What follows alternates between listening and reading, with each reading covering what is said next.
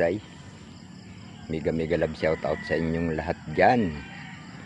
Belated Merry Christmas and advance Happy New Year sa inyong lahat mga kabisay.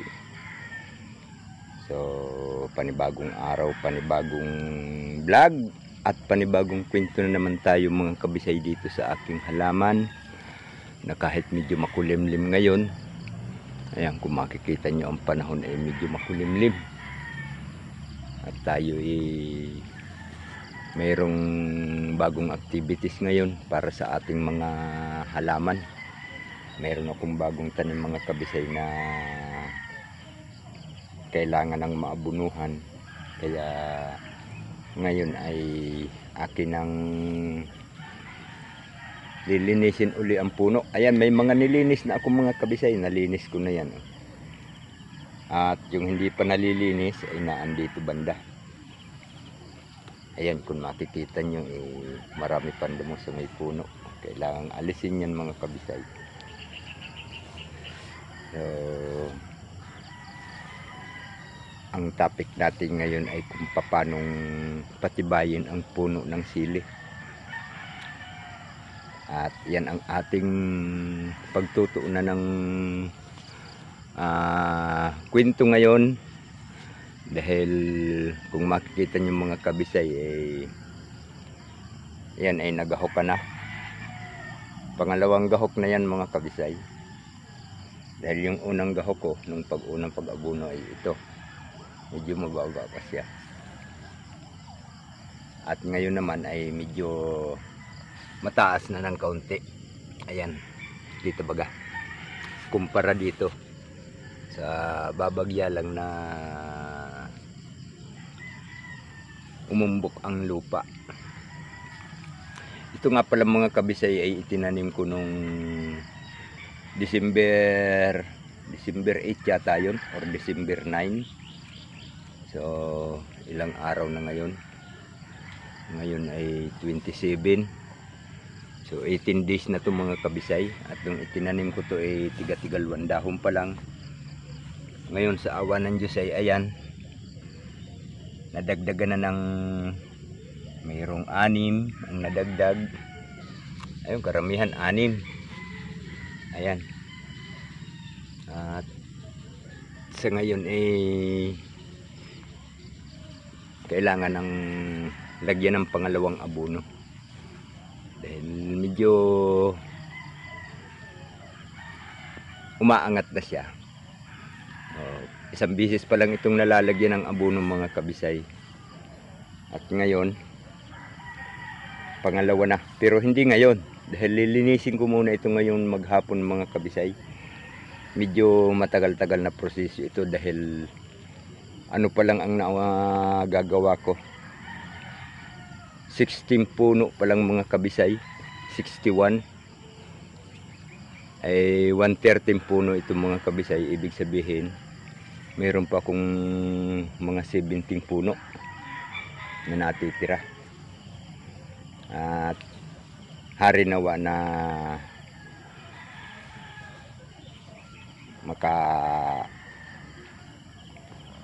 tapos tayo ngayon maghapon. Pero siguro naman ay matatapos ko ito dahil kahapon ay ito ang ginawa ko mga kabisay. Simula doon, ayan, hanggang doon sa may dulong iyon, yung dalawang linya doon, karugtong yun ito. So, ibig sabihin siguro ito baka mga tanghali ay matatapos na rin ito. Pero ang schedule ng pag-a-apply ko ng abono dito bukas, dahil baka magipit na ako mamaya. At yun nga pala, yung aking mga ampalaya ay ayan, naghirap talaga ng gusto ang ampalayang ito mga kabisay. At ngayon ay mayroon pa siyang pa isang bunga, pero hinayaan ko na dahil hindi ko na inabunuhan. Ganun din naman tsaka medyo nakabawi-bawi na rin tayo. At hindi naman tantong nalugi. Lugi lang sa pagod.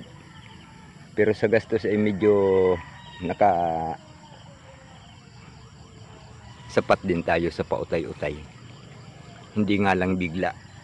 Dahil siyempre hindi mo naman yan maibibinta ng biglaan ang bunga. Pautay-utay lang. Meron minsan 5 kilo. Dahil kunti lang ito mga kabisay. Ano lang to, 70 puno. At hindi rin gumanda ang kanyang bunga. Hindi rin bumunga ng maigi gawa ng nagkaroon ng pamamarako. Ang bunga niya ay parang kontrolado. By the way mga kabisay, dito tayo sa sili na kung paano patitibayin ang ating puno ng sili, na ang kasabihan nga sa Bicol ay mas unang tinutukuran ang sili kaysa bahay pag mayroong anunsyo ng bagyo. Shout out pala dyan sa mga taga Bicol na mahihilig sa sili. So shout out sa inyong lahat. Sana maganda ang inyong mga Pasko riyan kahit panay tayo ngayon ay bagyo. At ngayon ito ating gagahukan na uli ito. So siguro ipapakita ko sa inyong mga kakabisay mamaya. At abang-abangan nyo na lang dahil magpe-prepare muna tayo. Alright. So yun mga kabisay, atin ang umpisahan. At sa ngayon dito siguro tayo mag-umpisa. At ito yung natapos ko kahapon na ayan, malinis na ang puno at medyo maganda na ang kanyang gahok. At dito naman ay ating pang gagahukan ng panibago dahil yung gahok na yan yung nakaraan pa yan ng pag-abuno ko. So ang topic natin dito ay kung paano patitibayin. So siyempre meron tayong pamamaraan na para tumibay ang ating sili. At ito nga, unang-una, linisin natin itong paligid. Atin tanggalan ng damo mga kabisay. Dahil pangit sa halaman ang aabunuhan mo na may mga damo sa malapit sa kanya. Dahil nakakaagaw iyon ng sustansya ng abunong ilalagay natin. Kaya kailangan ay alisin yan at ilayo. Kailangan ay may bato. Nataga pati yung bato. Ay ang ita ko naman ay pandamula ang are. So ayan, at tanggalan na natin ng damo dito banda. So are naman, ayan. So ayan, malinis na. So ang paraan yan mga kabisay ay dudukalin natin tong gilid. Dukalin natin ang ganyan. Pwesto nga natin tong cellphone mga kabisay at medyo ang hirap mag-ano ng nag-iisang kamay. So kita nyo bagari yan. I hope na nakikita nyo. Ayan. Tayo gagamit ng 2 kamay kasi mga kabisay ay nag-iisa lang ako dito. So ngayon mga kabisay ay pinapakita ko lang sa inyo dahil wala namang pagbabadya ng ulan. Makulimlim pero walang pagbabadya ng ulan. So kailangan nating bungkalin itong gilid na itong mga kabisay. Ayan, ganyan. Yung palibot ng puno niya. Pero wag nyong dudukalin doon sa malapit dahil yung malapit na yun ay may ugat na yung ang tawag dito, nakagapang. Baka matamaan ay maapektuhan siya, masasaktan. So dito lang sa malayo dahil yung lupa ditong dinukal natin mga kabisay ay ating kukunin. Tanggalin natin itong mga damo-damo. So pag kinuha natin mga kabisay, ilalagay natin dito sa may puno ng sili. So ito mga kabisay ay nakadagdag na, medyo malakas tumubo ito, nakadagdag ng dahon ng 1, 2, 3, 4, 5, 6, 7, 8, 10 dahon na ang nadagdag. So maganda-ganda ang tubo nitong isang ito.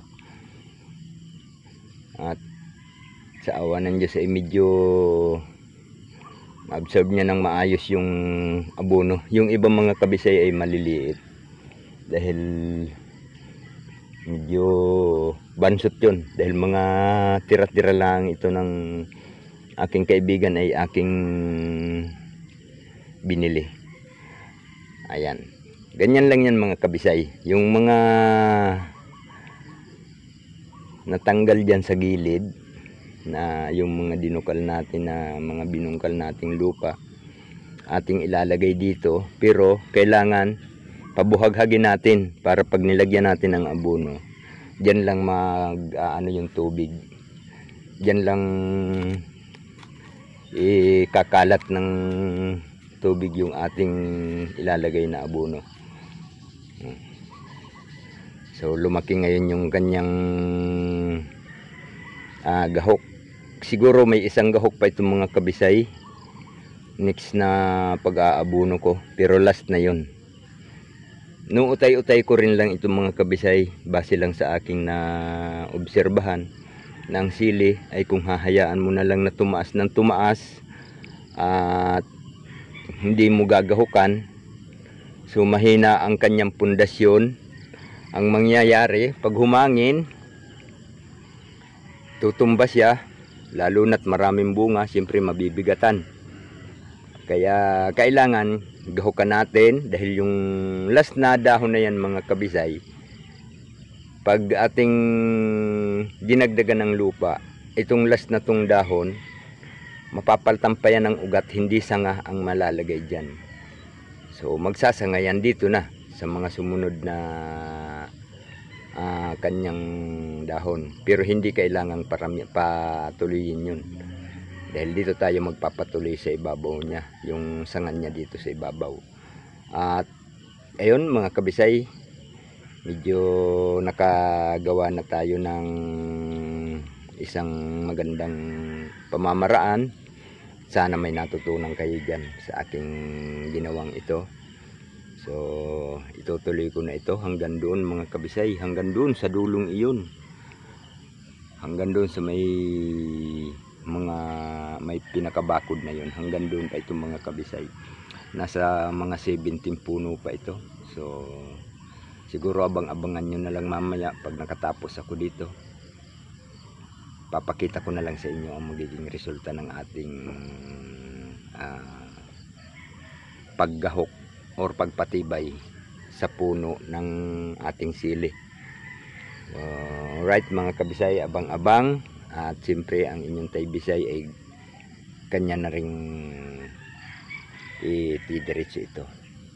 At sana ay naandyan kayo hanggang matapos ang video ito.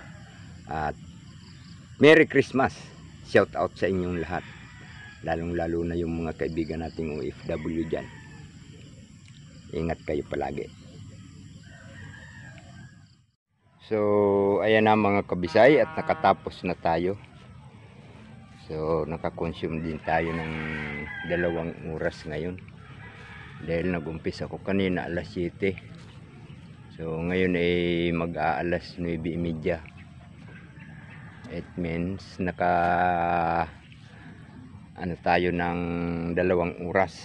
At ayan, sa awa ng Diyos ay puro na sila malinis. At kung makikita nyo ay medyo umbok na yung kanilang mga puno.